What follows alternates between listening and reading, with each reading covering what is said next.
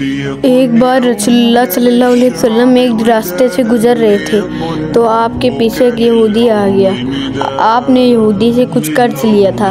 यहूदी ने रसूलुल्लाह को पकड़ के कहा कि मैं तब तक नहीं जाऊंगा जब तक आप मेरा कर्ज नहीं देंगे। तो रसूलुल्लाह उसके साथ बैठ गए।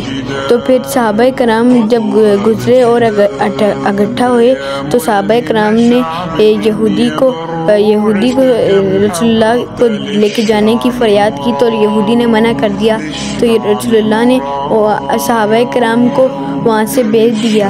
फिर कुछ देर बाद सहाबाए कराम फिर से आए और यहूदियों को धमकी देने लगे कि रसूलुल्लाह को छोड़ दो।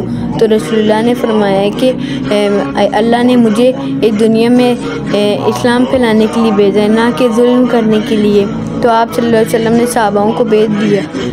फिर रात हो गई और फिर अगले दिन की सुबह आप सल्लम के ऊपर धूप पड़ रही थी। आप बहुत परेशान हो गए। तो उस यहूदी ने कलमा पढ़ लिया और अल्लाह के रसूल से कहा कि ए अल्लाह के रसूल, मैं कलमा पढ़ता हूँ और मैं अपना आधा माल अल्लाह की राह में खर्च करूँगा और अपनी राह में। तो रसूलुल्लाह ये बात सुनकर बहुत खुश हो गए। रसूलुल्लाह को अल्लाह ताला ने दुनिया के लिए और चाहते पूरी दुनिया के लिए रहमत बना के भेजा था। और एक रिवायत में आता है कि जब लोग जाते थे जंग के लिए तो सबसे आगे रसूलुल्लाह होते थे कि अगर किसी ने हमला किया तो मेरे ऊपर लगे। रिवायतों में आता है कि जब लोग जंग के बाद आते थे वापस तो रसूलुल्लाह पीछे होते थे।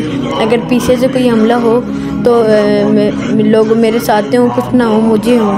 हज़रत उमर फरमाते हैं कि जब भी कोई जंग में शक्ति आ जाया करती थी तो हम रसूलुल्लाह के पीछे हो जाया करते थे। जैसे एक बच्चा अपने वालिद के पीछे खड़ा हो जाता है, इसी तरह हज़रत उमर फरमाते हैं कि जब कोई शक्ति आ जाया करती थी तो हम आप सल्लम के पीछे आ जाया करते थे।